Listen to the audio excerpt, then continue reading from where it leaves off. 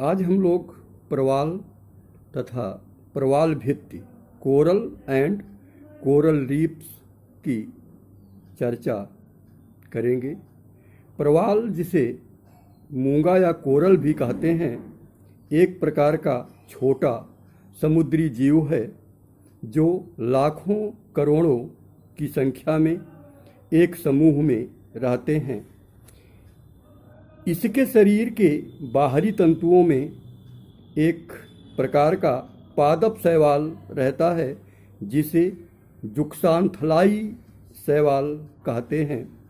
यह शैवाल प्रकाश संश्लेषण विधि से अपना भोजन बनाता है तथा अपना विकास करता है एवं संबंधित प्रवाल की सकल भोजन के मांग का लगभग 60% की आपूर्ति करता है।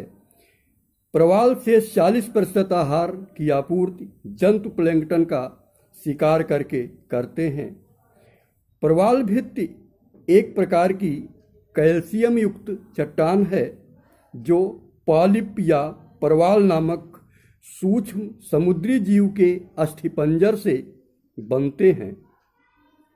पॉलिप जीव के मरने के पश्चात इनके खोल समुद्री नितल पर जमा हो जाते हैं। इस अवशेष पर एक के बाद एक जीवों के समूह पैदा होते रहते हैं और मरते जाते हैं और कालांतर में उनके अवशेष भी इसी के ऊपर जमा होते जाते हैं। इस प्रकार इनकी कई परतें जमा हो जाती हैं।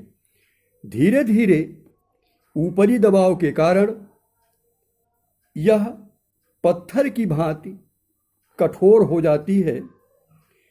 प्रवाल चट्टानों के निक्षेप से प्रवाल की निरंतर वृद्धि होती रहती है और कुछ समय के बाद यह समुद्री जलस्तर के ऊपर दिखाई देने लगते हैं, जिससे प्रवाल भित्ति का निर्माण होता है। प्रवाल के विकास के लिए कुछ आवश्यक दशाएं होती हैं जिनके होने पर ही प्रवाल का विकास होता है। प्रथम, प्रवाल मुख्य रूप से उष्णकटिबंधीय क्षेत्र के महासागरों में ही पाए जाते हैं, क्योंकि इनको जीवित रहने के लिए अनुकूलतम तापक्रम 20 डिग्री सेल्सियस से 21 डिग्री सेल्सियस की आवश्यकता होती है। इसलिए अधिकांश प्रवाल 25 अंश उत्तरी तथा 25 अंश दक्षिणी अक्षांशों के बीच वाले क्षेत्रों में ही पनपते हैं। दूसरी प्रमुख दशा इसके लिए सूर्य का प्रकाश है। प्रवालों के विकास के लिए सूर्य के प्रकाश की पर्याप्त मात्रा में आवश्यकता होती है। 200 से 250 फीट से अधिक गहराई में प्रवाल मर जाते हैं, क्योंकि इसके नीचे वह प्रकाश संश्लेषण की क्रिया नहीं कर पाते हैं। प्रवाल के विकास के लिए अवसाद रहित स्वच्छ जल होना चाहिए, क्योंकि अवसादों के कारण प्रवाल का मुख बंद हो जाता है। इसलिए इनका विकास नदी के मुहाने के समीप नहीं हो पाता है। प्रवालों की उत्पत्ति और विकास के लिए अत्यधिक लवणता वाला जल भी हानिकारक होता है। प्रवाल के समुचित विकास के लिए 27 से 30 ग्राम प्रति 1000 ग्राम लवणता वाला जल ही अति उत्तम माना जाता है। सागरीय तरंगें तथा धाराएं प्रवालों के लिए लाभदायक होती हैं, क्योंकि इनके द्वारा प्रवालों के लिए भोजन लाया जाता है। यही कारण है कि बंद सागरों में प्रवाल कम पाए जाते हैं। प्रवाल झुंड अथवा समूह बनाकर रहते हैं, अतः वे उन्हीं समुद्रों में ज़्यादा पनपते हैं जहाँ का जल ज़्यादा शांत होता है। प्रवाल के विकास की दशाओं को जानने के बाद अब हम प्रवाल भित्तियों के प्रकार की चर्चा करते हैं। स्थिति और आकार के अनुसार प्रवालों को 4 वर्गों में वर्गीकृत किया जाता है। प्रथम, अवरोधक प्रवाल भित्ति, जिसे बैरियर रीफ भी कहा जाता है। यह प्रवाल भित्ति सबसे बड़ी एवं सबसे अधिक विस्तृत होती है। महाद्वीपों के निकट स्थित बड़े निमग्न स्थलों तथा समुद्री चबूतरों पर इसका आधार पाया जाता है। इनकी ढाल सागरीय क्षेत्रों की ओर तेज होती है। इसका सबसे उत्तम उदाहरण ऑस्ट्रेलिया के उत्तरी पूर्वी तट के समीप स्थित ग्रेट बैरियर रीफ है, जो विश्व में सबसे बड़ी अवरोधक प्रवाल भित्ति है। दूसरी, तटीय प्रवाल भित्ति फ्रिंजिंग रीफ, यह महाद्वीपीय या द्वीप किनारों पर निर्मित होने वाली प्रवाल भित्ति है, जिसे तटीय प्रवाल भित्ति कहा जाता है। इनका सागरवर्ती भाग खड़ा तथा तीव्र ढाल वाला एवं स्थलोन्मुख भाग मंद ढाल वाला होता है। इस प्रकार की प्रवाल भित्तियों का धरातल असमतल तथा असमान होता है। स्थल के मुख्य भाग तथा प्रवाल भित्ति के मध्य छिछले लैगून का विकास होता है, जिसे बोट चैनल कहते हैं। सकाउ द्वीप समूह, दक्षिणी फ्लोरिडा तट तथा मलेशिया के द्वीपों के सहारे तटीय प्रवाल भित्तियां पाई जाती हैं।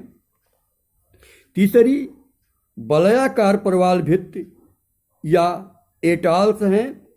इस प्रकार की प्रवाल भित्ति का आकार घोड़े की नाल अथवा अंगूठी के समान वलयाकार होता है। इस भित्ति के मध्य में छिछली झील लैगून पाई जाती है। किसी जलमग्न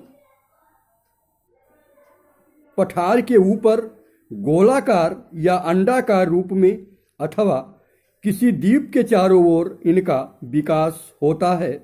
ये वलयाकार भित्ति समुद्र की सतह से ऊपर होती हैं तथा इनका कोई न कोई भाग अवश्य खुला होता है, परंतु ये सागर तट से सैकड़ों किलोमीटर दूर स्थित होते हैं। प्रशांत महासागर में फिजी एटॉल तथा फुनाफुटी एटॉल अत्यंत प्रसिद्ध हैं। चौथा, प्रवाल द्वीप कोरल आइलैंड है। मुख्य महाद्वीपों से बहुत दूर समुद्र के बीच में अलग अलग स्थानों पर प्रवाल चट्टानों के चबूतरे बन जाते हैं।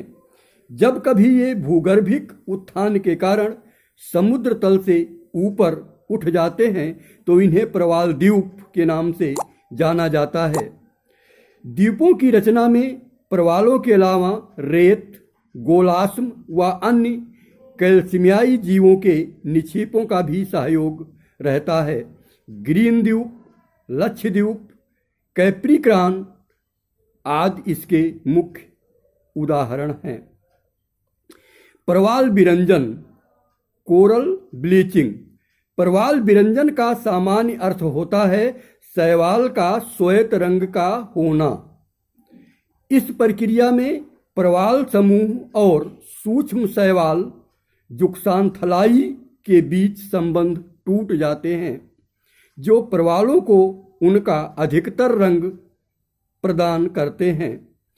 इस प्रकार शैवालों में प्रकाश संश्लेषण की प्रक्रिया न होने के कारण उस पर आश्रित प्रवाल मर जाते हैं। परिवार विरंजन के निम्नलिखित कारण हैं।